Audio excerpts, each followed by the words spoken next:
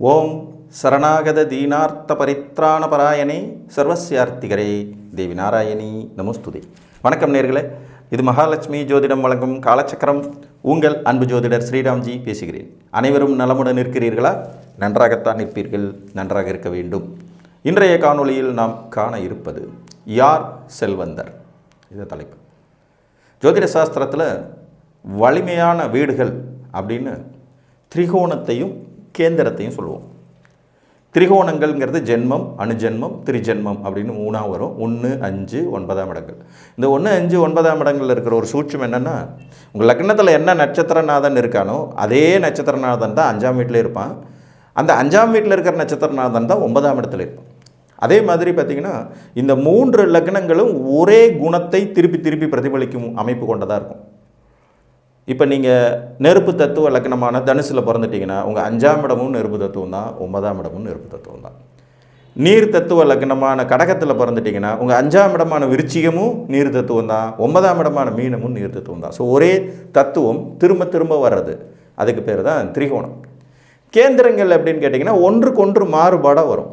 4 கேந்திரங்களுமே 4 விதமான அமைப்புகளில் வரும்.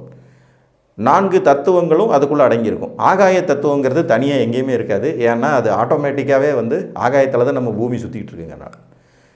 இந்த கேந்திரம் திரிகோணம் ரொம்ப பவர்ஃபுல்லானது. ஒருவருடைய அதிர்ஷ்ட வாய்ப்புகள் அனைத்தையும் தரக்கூடியது திரிகோணஸ்தானங்கள். ஒருவருடைய முயற்சியின் வெற்றியை குறிக்கக்கூடியது கேந்திரஸ்தானங்கள். எந்த ஒரு ஜாதகத்தில் ஒரு கேந்திராதிபதி ஒரு திரிகோணாதிபதி, அது யாராக வேணால் இருக்கலாம். லக்னாதிபதியாக இருக்கலாம், 5ஆம் அதிபதியாக இருக்கலாம், 9ஆம் அதிபதியாக இருக்கலாம், 4ஆம் அதிபதியாக இருக்கலாம், 7ஆம் அதிபதியாக இருக்கலாம், 10ஆம் அதிபதியாக இருக்கலாம்.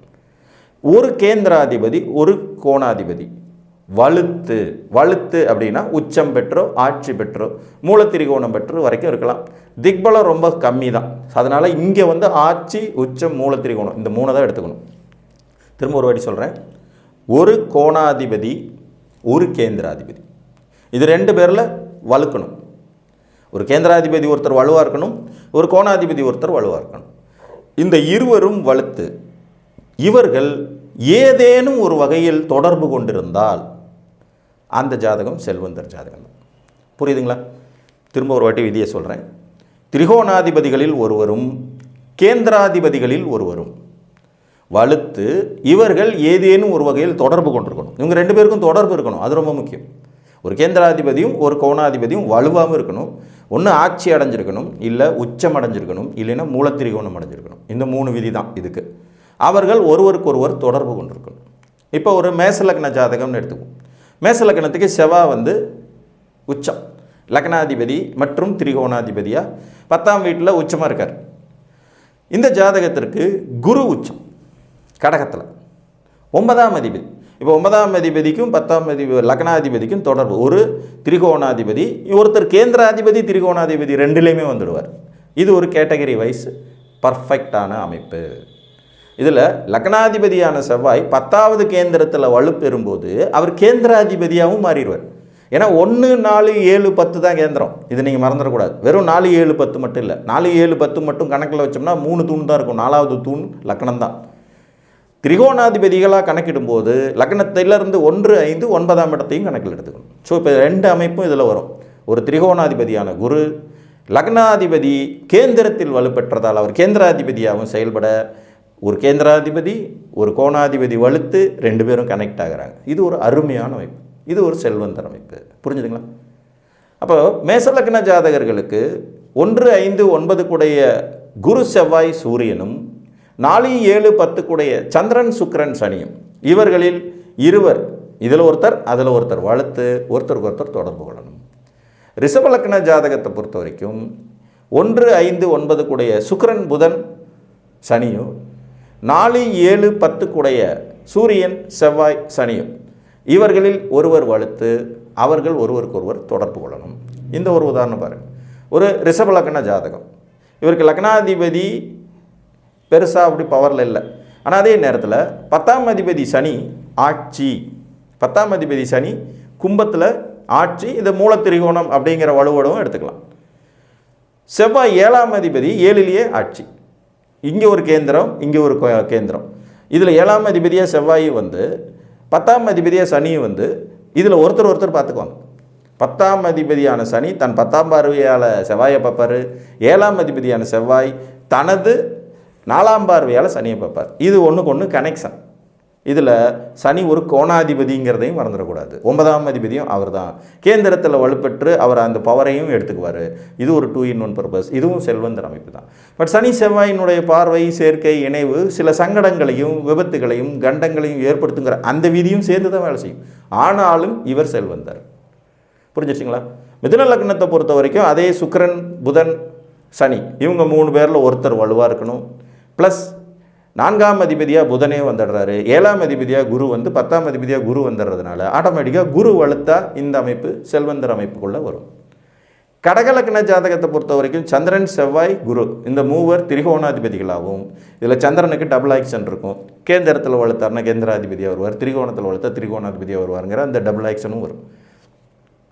ஒரு சிம்மலக்கண ஜாதகத்திற்கு சூரியன், குரு, செவ்வாய் 3 பேரும் திரிகோணாதிபதிகளாக, செவ்வாய் 4 கூடைய கேந்திராதிபதியாகவும் செயல்பட்டு 7 கூடையவராகவும் 10 கூடையவராகவும் வரக்கூடிய சனி, சுக்கிரன் வலுவாக இருக்கிறது சிறப்பு. இந்த சிம்மலக்கண ஜாதகத்துக்கு பாருங்கள், லக்னத்திலேயே சூரியன் ஆட்சி, லக்னத்திலேயே சூரியன் அவர் வந்து ஆட்சியாக இருக்கார். இவர் வந்து திரிகோணாதிபதியாக எடுத்துக்கலாம். 4, 9 கூடைய செவ்வாய் 9ஆம் இடத்தில் வலுப்பெற்றிருக்கார். இவரும் திரிகோணத்தில் இருக்கார். லக்னத்தில் இவர் இருக்கார், அவர் இருக்கார். இவங்க 2 பேருக்கு என்ன தொடர்புனா ஒருவருக்கு ஒருவர் திரிகோணத்தில் இருக்கிறாங்க. இதுவும் தொடர்பு தான். ஒருத்தருக்கு இன்னொருத்தர் திரிகோணத்தில் இருக்காங்க. அதுவும் சொல்லி வச்ச மாதிரி 2 பேருமே சுக்கிரனுடைய நட்சத்திரத்தில் இருப்பாங்க. இங்கே சிம்மத்தில் இருக்கிற சூரியன் பரணி பூர நட்சத்திரத்தில் இருப்பார். மேசத்தில் இருக்க செவ்வாய் பரணி நட்சத்திரத்தில் இருப்பார். ஆட்டோமேட்டிக்காக அதுவும் ஒரு வித கனெக்ஷன். இதுவும் ஒரு செல்வந்தர் ஜாதக அமைப்பு தான். கன்னி லக்னத்துக்கு புதன், சனி, சுக்கிரன் திரிகோணாதிபதிகள், குரு கேந்திராதிபதி, புதனே இன்னொரு கேந்திராதிபதிங்கும் போது இந்த தொடர்புகள் வர வேண்டியது அவசியம். துலா லக்னத்துக்கு பொறுத்த வரைக்கும் சுக்கிரன், சனி, புதன் இவங்க திரிகோணாதிபதிகளாகவும், கேந்திரங்களுக்கு அதிபதியாக சனியே வருவார்.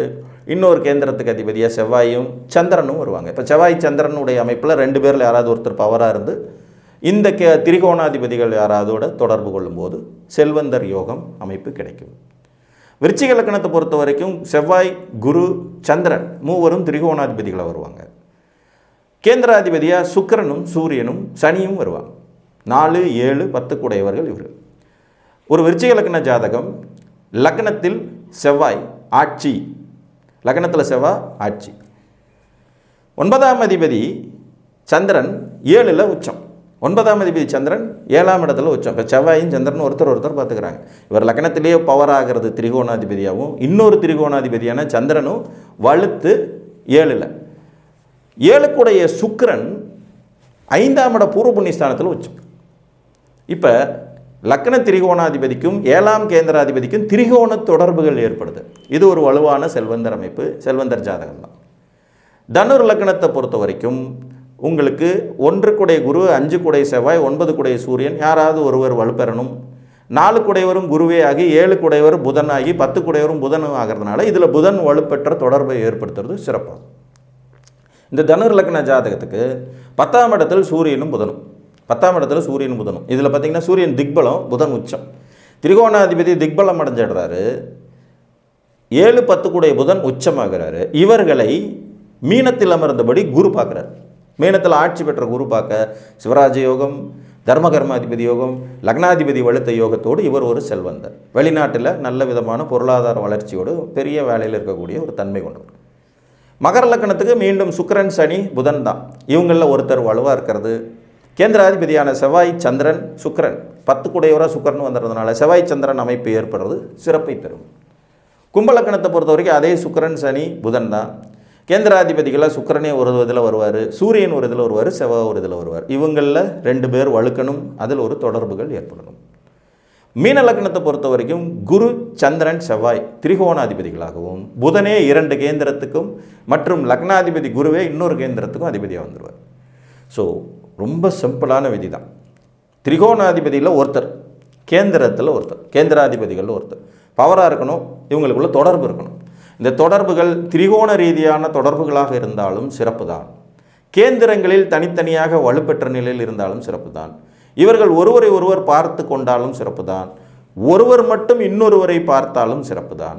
இருவரும் இணைந்த நிலையில் திரிகோணத்திலோ கேந்திரத்திலோ வலுப்பெற்று இருந்தாலும் சிறப்பு தான். 2 பேரும் இணையும் போது 2 பேருமே வலுவா அப்படிங்கும்போது கொஞ்சம் அது குழப்பமாக தான் இருக்கும். இப்போ தனுசு லக்னத்துக்கு இந்த அமைப்பு இருக்கும். சூரியன் 10ஆம் இடத்துல இருக்காரு, அவர் திக்பலமும் அடைகிறாரு, ப்ளஸ் புதன் உச்சம் அப்படிங்கிற வலுவை பெறாரு, குரு பார்வையும் வேற மேலும் சூரியனுக்கு வலுவை தருதுங்கும் போது இந்த மாதிரியான கண்டிஷன்ஸ் உங்கள் ஜாதகத்தில் இருந்தால் நீங்களும் செல்வந்தர் தான் என்று கூறி மீண்டும் ஒரு காணொலியில் உங்களை சந்திக்கும் வரை உங்களிடமிருந்து அன்புடன் விடைபெற்றுக் கொள்வது உங்கள் அன்பு ஜோதிடர் ஸ்ரீராம்ஜி. நன்றி, வணக்கம்.